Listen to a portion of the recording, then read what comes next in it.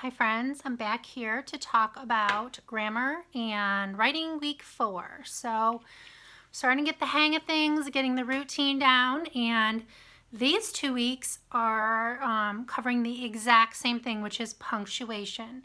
So this is where we're going to introduce the kids to sentences that aren't just statements. So we're going to talk about question marks and exclamation points. So in grammar, we'll do that slowly each day, and units you could read either of these stories. So this one's called Punctuation Takes a Vacation, and you could read this from the beginning to the end. And this story, Punctuation Celebration, is super nice because it talks about them separately. So for example, this one is just about periods. So I would start with this one on Monday because they already know about periods. And in my grammar, it sort of builds. So day 1, we're just looking at the statements, and then we introduce a question mark, and then we kind of review that, and then eventually we bring on the exclamation point towards the end of the week. So, of course, I have a song for punctuation that you could glue into your marble book. Sing it together. It's sung to, if you're happy and you know it, clap your hands. There is an audio link to YouTube. I'm just going to flip through and show you some of the activities that we would do to practice. So I told you at the beginning we start with periods and question marks. So we would read these sentences together and decide what kind of ending mark it needs. Also, I like to have them highlight or circle the first word so they get used to seeing words that are question words. And then this one says read the sentence, circle the first word. Is it a question, yes or no? So identifying questions.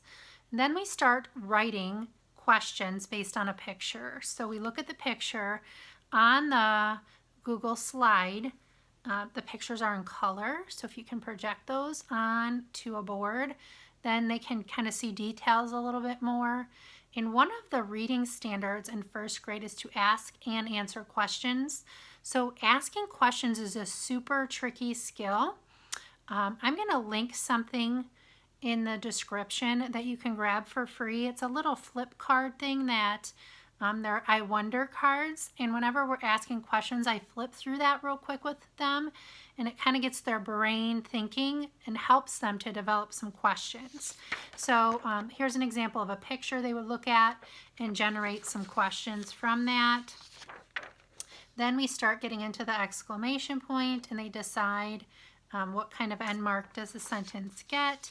Then we write some excited sentences here based on the picture.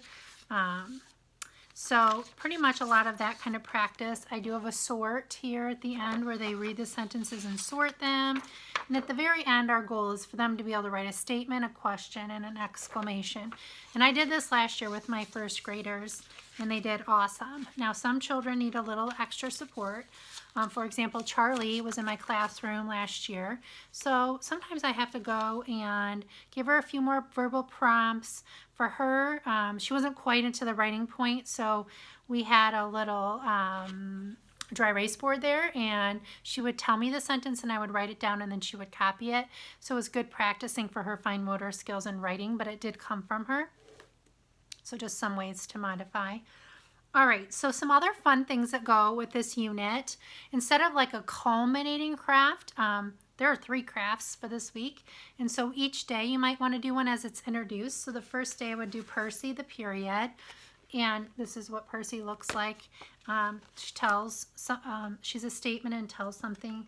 Then we have Quinn, the question mark. Quinn asks something, who, what, when, where, why, and which. And the name's kind of on the mouth here. And then Xavier, the exclamation point, shows excitement, strong feeling.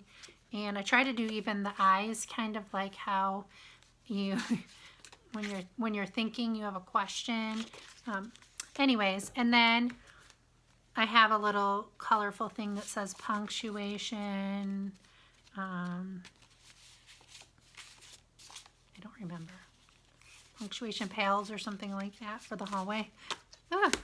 And finally, I have a sort for your tubs, and they just sort the sentences out to where they belong.